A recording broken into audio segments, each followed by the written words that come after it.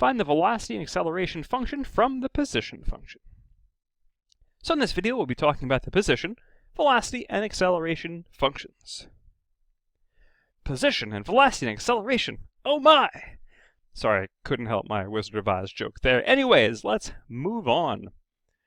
So, we're going to refer to s of t as being the position function. And this function tells us the position of an object at any time t.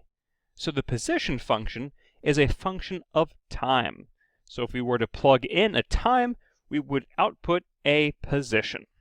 So s of t is the position function. You might also see the position function referred to as p of t. It just depends on the textbook or the resource that you are using. So what happens if we take the derivative of the position function? Well, the derivative of the position, or the rate at which the position changes, is known as the velocity function. So s prime of t, which will be also v of t, is the velocity function. And this function will tell us the velocity of an object at any time t. So this function is also a function of time.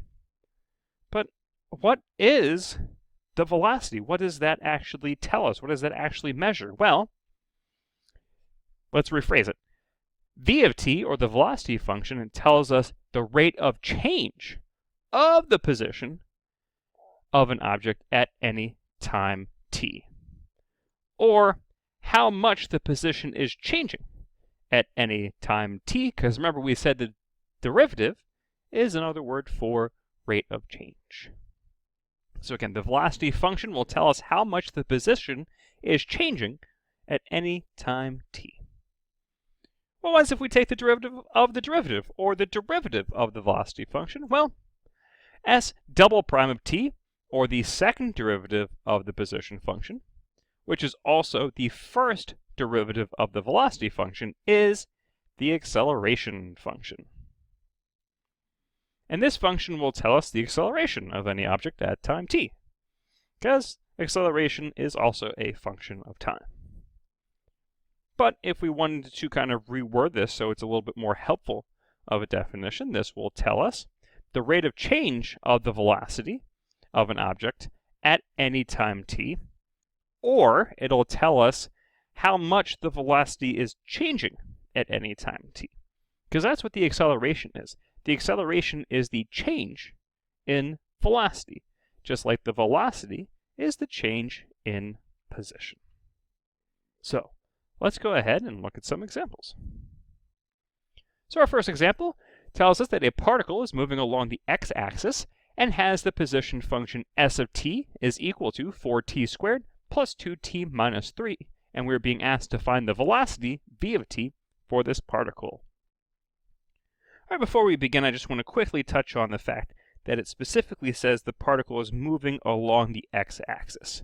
And what that really means is that this particle can move in one dimension only. It can move left, and it can move right. That's it, one-dimensional movement. All right, so we do want to find the velocity function. And as we had just talked about, we know that the velocity function v of t is equal to the derivative of our position function. So to find the velocity function, we just have to find the derivative of our position function. So therefore, v of t is going to be equal to, well, let's see, the derivative of 4t squared is going to be 8t. The derivative of 2t is going to just be 2. And the derivative of negative 3 will be 0. And there we have it. Boom. Velocity function. Just taking the derivative of the position function. Next up, again, we have a particle that is moving along the x-axis, and this has a position function of p of t equals negative 3t cubed minus 2t squared plus 2, and we're being asked to find the particle's acceleration, or a of t. All right, so let's see. We know that the acceleration function is equal to the derivative of the velocity function. And we know that the derivative of the velocity function is the second derivative of the position function. So therefore, we'll be finding the higher order derivative of the position function. So we can see here a position function is p of t. Again, that's another function or another name for our position function. And we know that we just have to take the second derivative of it to get our acceleration. So if we dive in here, we can take the first derivative, p prime of t. That's going to be negative 27t squared minus 4t. And then we'll just take the second derivative, which is going to be negative 54t minus 4. So since our acceleration is equal to the second derivative, we know that our acceleration function is going to be negative 54t minus 4. And there we have it, acceleration function. All right, next example. Look at this, a particle. Wow, who'd have thought? A particle's position moves along a coordinate axis is given by the function p of t equals t cubed plus 2 minus 2. What is the particle's acceleration at time t equals negative 1? Well, in order to find the particle's acceleration at t equals negative 1, we're going to first have to find the acceleration function.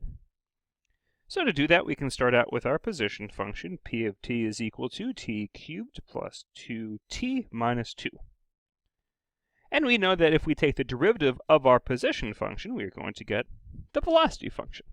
So let's take the derivative. We're going to get 3t squared plus 2 as our derivative.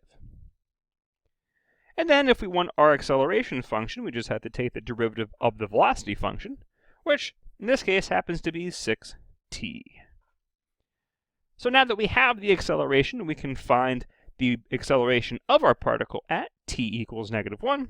So therefore, a of negative 1 will be 6 times negative 1, or just negative 6. Boom.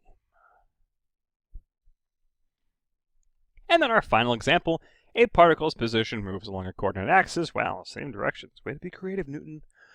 Is given by s of t equals negative t squared plus 3t plus 4. Find the velocity of the particle at time t equals 3. So first we need to find the velocity function, then we can plug in t equals 3. So we'll start out with our position function. In this case, it is s of t is equal to negative t squared plus 3t plus 4. So to take the derivative, that will give us our velocity function. So negative 2t plus 3 is our velocity function. And now we can plug in 3 into our velocity function to get negative 2 times 3 plus 3, giving us negative 6 plus 3, or a velocity of negative 3. All right, folks, there you have it. Find the velocity and acceleration function from the position function.